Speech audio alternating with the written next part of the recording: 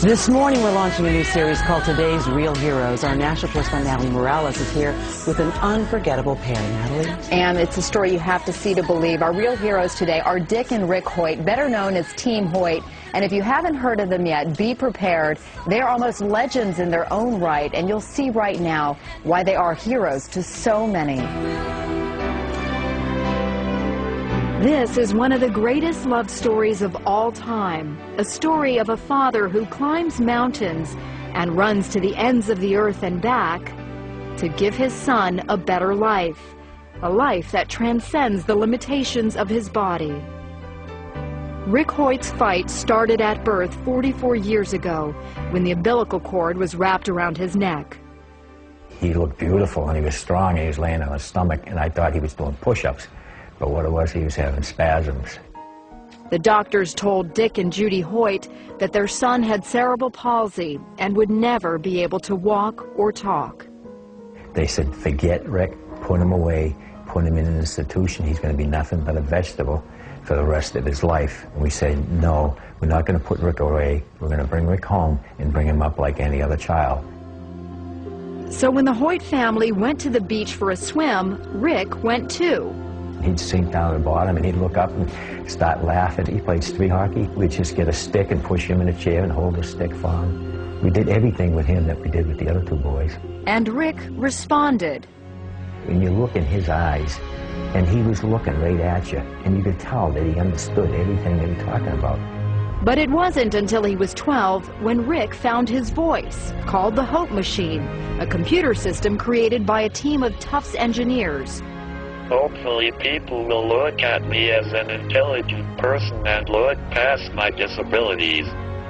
He could tell us exactly what he wanted, how he felt, you know, where he wanted to go. And it got him to go to school, and he got to be able to talk to a lot of other people. It was at high school where Rick first learned of a 5-mile charity road race for a paralyzed teenager. And he said, Dad, I have to do something for him. I want to let him know that life goes on. For Dick, who wasn't a runner, it was a call to action as a father. Rick told me, he said, Dad, when I'm running, it feels like my disability disappears. And that was all Dick needed to hear. Now, at the age of 66 and 44, Dick and Rick have run 950 races, 60 marathons, including their 25th Boston Marathon this year. They even started doing triathlons, competing in 6 Ironmans, the ultimate test of strength and endurance. All the way, Dick pulls, pushes, and carries Rick's 110-pound frame over the course of the 2.4-mile swim, 112-mile bike ride, and 26.2-mile run. So on this day, we're going for a leisurely stroll. This is a slower pace than you two normally go, right? Oh, this is a nice pace, too. It's a good break. But they don't slow down for long. As long as we're still having fun, we're enjoying it, and we're healthy, we're going to continue doing it. But it's Rick's achievements on the sidelines that are most awe-inspiring. I may be disabled, but I live a very fulfilling life. Not only did Rick graduate from high school, but also from college, earning his degree from Boston University. And he now lives in his own apartment. I have shown to disabled people that they don't have to sit back and watch the world go by. They too can go to school, get a job, and be included in everyday life. The Hoyt's motto is simply, you can. And they've made so many believe anything is possible. He's competing in road races, competing in triathlons. And all of a sudden, all of these videos are popping up on us, and people are emailing them around the world, and it's just a great feeling.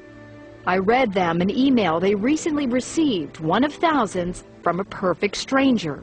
I write this because I'm a father, and to my shame, I have been nothing like you, Dick. I have been selfish more than I've been selfless. I'm not raising my son the way I had intended to raise him. And up to this point, you could say, I've failed. But yesterday, in a moment's time, I was changed. My heart was broken when I saw how much you must love your son to put yourself through such agony that he might experience the thrill of the race. Yesterday, it became less about me and more about being my children's father. I thank you, sir. You hear this over and over again. Yes. Yeah. It clearly is, it touches you every time. It really does. Yeah. But you're more than a father. I mean, you are a hero to so many. Mm. And most importantly, you're a hero to Rick. I just think of myself, and I just love my family. And I just want to be the very best father I can be. Good point, everybody. Way to go, Ricky. Way to go, dude.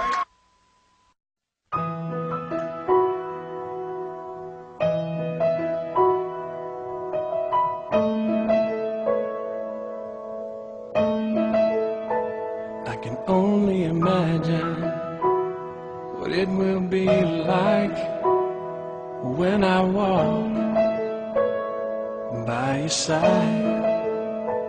I can only imagine what my eyes will see when your face is before me. I can only imagine. I can only imagine.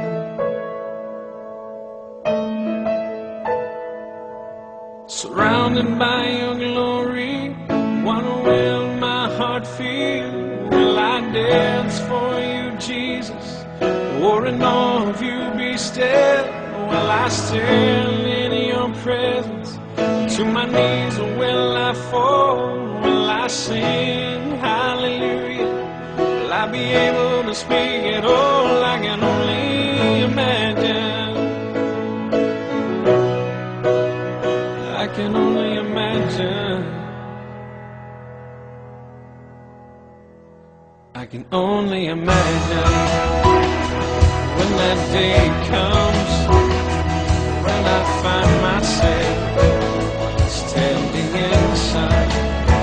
I can only imagine when all I would do is forever, forever worship you. I can only imagine. Only imagine.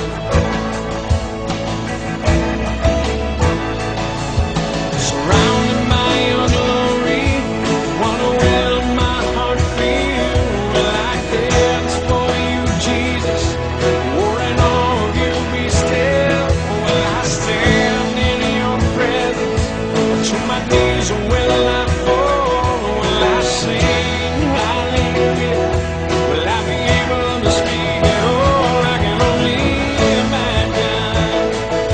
Yeah, I can only imagine. Yeah, surrounded by your glory, what will my heart feel? Will I dance for you, Jesus? Or in awe of you be still? Will I stand in your presence? To my knees or will I fall? Will I sing hallelujah? Will I be able to speak at all? I can only imagine. I can only imagine. I can only imagine.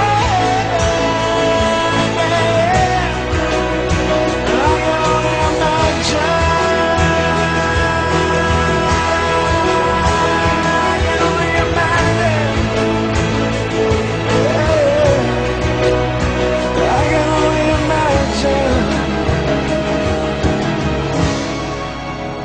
I can only imagine when all I would do is forever, forever worship you.